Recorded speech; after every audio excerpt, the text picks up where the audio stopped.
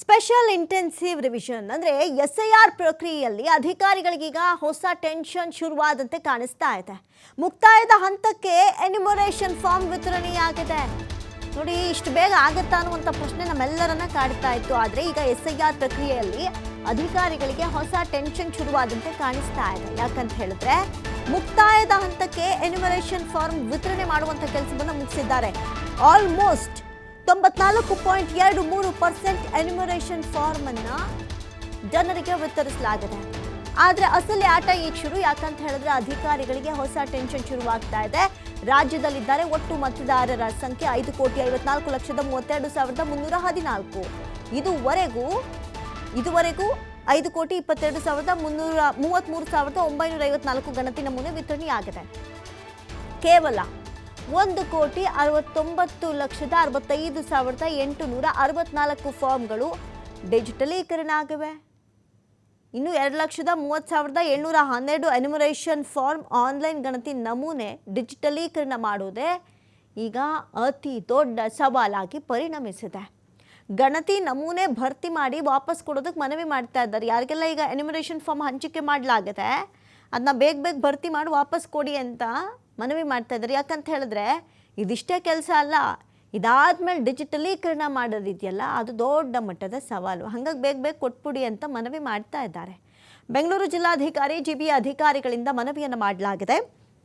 Booth ಮಟ್ಟದ ಅಧಿಕಾರಿಗಳಿಗೆ ಕೊಡೋದಕ್ಕೆ ಆದಷ್ಟು ಬೇಗ ನೀವು ಅವ್ರ ಹತ್ರ ತಗೊಂಡು ನಮಗೆ ತಲುಪಿಸಿ ಎನ್ನುವಂಥ ಮನವಿಯನ್ನು ಮಾಡಲಾಗ್ತಾ ಇದೆ. ಗಣತಿ ನಮೂನೆ ವಾಪಸ್ ಕೊಡದವರಿಗೆ ಸಂಕಷ್ಟ ಪಕ್ಕ. ಮತದಾರರ ಪಟ್ಟಿಯಿಂದಲೇ ಕೈ ಬಿಡಲಾಗತ್ತೆ. ಎಷ್ಟು ಮಟ್ಟಿಗೆ ಮತದಾರರ ಪಟ್ಟಿಯಿಂದ ಹೊರಗಡೆ ಹಾಕಲಾಗತ್ತೆ ಅಂದರೆ ಇನ್ನು ಮುಂದೆ ಸರ್ಕಾರಿ ಯೋಜನೆಗಳು, ಸೌಲಭ್ಯಗಳು, ದಾಖಲಾತಿಗಳು ಯಾವುದೂ ಇಲ್ದಂಗೆ ಆಗ್ಬಿಡುತ್ತೆ. ಎಷ್ಟೋ ದಾಖಲಾತಿಗಳಿಗೆ ವೋಟರ್ ಐ ಡಿನೇ ಮೂಲ ಅವಶ್ಯಕ.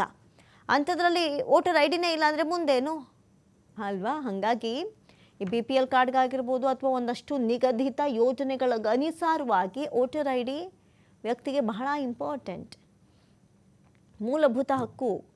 ಸೊ ಹಾಗಾಗಿ ಡಿಜಿಟಲೀಕರಣ ಮಾಡಬೇಕು ಅಂದರೆ ನಾವು ಕೊಟ್ಟಿರುವಂಥ ಎನ್ಯುಮರೇಷನ್ ಫಾರ್ಮ್ಗಳನ್ನು ಆದಷ್ಟು ಬೇಗ ಫಿಲ್ ಮಾಡಿ ನಿಮ್ಮ BLOಗಳಿಗೆ ತಲುಪಿಸಿ. ಅವರು ನಮಗೆ ತಲುಪಿಸ್ತಾರೆ, ನಾವು ಅದನ್ನ ಡಿಜಿಟಲೀಕರಣ ಮಾಡಬೇಕು ಎನ್ನುವಂಥ ಸಂದೇಶಗಳು ಬರ್ತಾ ಇದೆ. ಬಹಳಷ್ಟು ಟೆನ್ಷನ್ ಇದು. ಯಾಕಂತ ಹೇಳಿದ್ರೆ ಡಿಜಿಟಲೀಕರಣದ ಕೆಲಸ ಇನ್ನೂ ಬಾಕಿ ಉಳಿದಿದೆ. ಈ ಬಗ್ಗೆ ಮತ್ತಷ್ಟು ಮಾಹಿತಿಯನ್ನು ಕೊಡ್ತಾರೆ ದೂರವಾಣಿ ಸಂಪರ್ಕದಲ್ಲಿ ಪ್ರತಿನಿಧಿ ಗಣೇಶ್ ಹೆಗಡೆ. ಗಣೇಶ್, ಇನ್ನು ಈ ನಿಜಕ್ಕೂ ಇಷ್ಟು ಬೇಗ ಎಲ್ಲವೂ ಆಗೋಗುತ್ತಾ, ಒಂದು ತಿಂಗಳು ಸಾಕಾ ಅನ್ನುವಂಥ ಪ್ರಶ್ನೆ ಎಲ್ಲರನ್ನ ಕಾಡ್ತಾ ಇತ್ತು. ಆದರೆ ಈ ಕೆಲಸ ಕಾರ್ಯಗಳು, ಎನ್ಯುಮರೇಷನ್ ಫಾರ್ಮ್ಗಳನ್ನು ಕೊಡೋದು, ಜನಗಳಿಗೆ ಅರ್ಥ ಮಾಡಿಸುವಂಥ ಕೆಲಸದಲ್ಲಿ ಬಹಳಷ್ಟು ಬೇಗ ಈಗ 94% ಆಗೋಗಿದೆ ಅಂದರೆ ನಿಜಕ್ಕೂ ಆಶ್ಚರ್ಯಕರ. ಇನ್ನು ಮುಂದೆ ಏನೇನೆಲ್ಲ ಸವಾಲುಗಳಿದೆ ಅಂತ?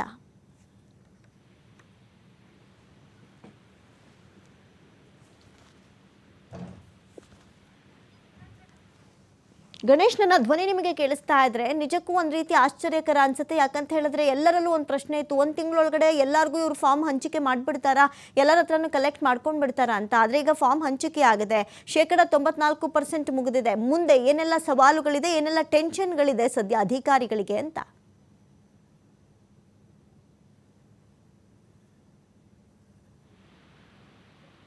ಹಲೋ,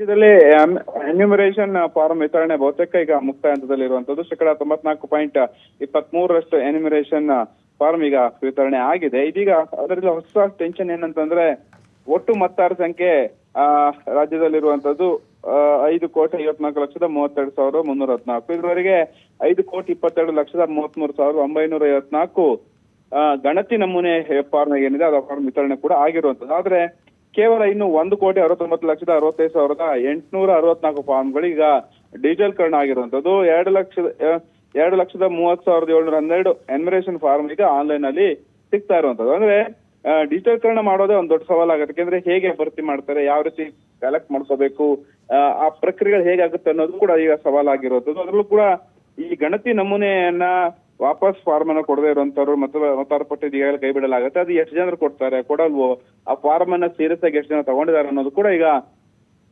ಒಂದ್ ರೀತಿಯಲ್ಲಿ ಅದು ಪತ್ತೆ ಹಚ್ಚುವಂತ ಕಾರ್ಯಗಳು ಈಗ ಸಹಜವಾಗಿ ಚುನಾವಣಾ ಆಯೋಗಕ್ಕೆ ಇದೊಂದು ದೊಡ್ಡ ತಲೆನೋವಾಗಿರುವಂತದ್ದು. ಆದ್ರೆ ಈಗ ರಾಜ್ಯದ ಎಲ್ಲಾ ಜಿಲ್ಲಾ ಬಾರು ಕೇಂದ್ರಗಳಲ್ಲಿ ಈಗ SIR ಪ್ರಕ್ರಿಯೆಗಳು ಪೂರ್ಣ ಅಂತ ಮುಗ್ತಾ ಇರೋದು. ನಾವು ಮೊದಲನೇ ಆರಂಭದಲ್ಲೇ 1 ತಿಂಗಳ ಒಳಗಡೆ ಪೂರ್ಣಗೊಳಿಸ್ತೀವಿ ಅಂತ ಹೇಳಿತ್ತು. ಅದೇ ರೀತಿಯಲ್ಲಿ ಈಗ ಪೂರ್ಣಗೊಳಿಸ್ತಾ ಇದೆ. ಇದೇ ತಿಂಗಳ 29ನೇ ತಾರೀಕು ಕೂಡ ಅಂತಿಮ ಕಾಲಾವಕಾಶ ಇದೆ. ಆ ಫಾರಂ ಅನ್ನ ಫಿಲಪ್ ಮಾಡಿ ಕೊಡುವಂತಹ ಅವಕಾಶಗಳಿಗೆ ಇರುವಂತ ಹಿನ್ನೆಲೆಯಲ್ಲಿ ಇವತ್ತಿಗೆ ಇನ್ನೊಂದು 14 ದಿನ ಅಂದ್ರೆ 15 ದಿನ ಈಗಿನ್ನು ಅವಕಾಶಗಳಿರುವಂತದ್ದು. ಜನರು ಕೂಡ ಹೇಗೆ ರೆಸ್ಪಾನ್ಸ್ ಮಾಡ್ತಾರೆ ಅನ್ನೋ ಕೂಡ ಈಗ ನೋಡ್ಬೇಕಾಗತ್ತೆ. ಥ್ಯಾಂಕ್ ಯು ಗಣೇಶ್ ಹೆಗಡೆ ತಮ್ಮೆಲ್ಲ ಮಾಹಿತಿಗಾಗಿ.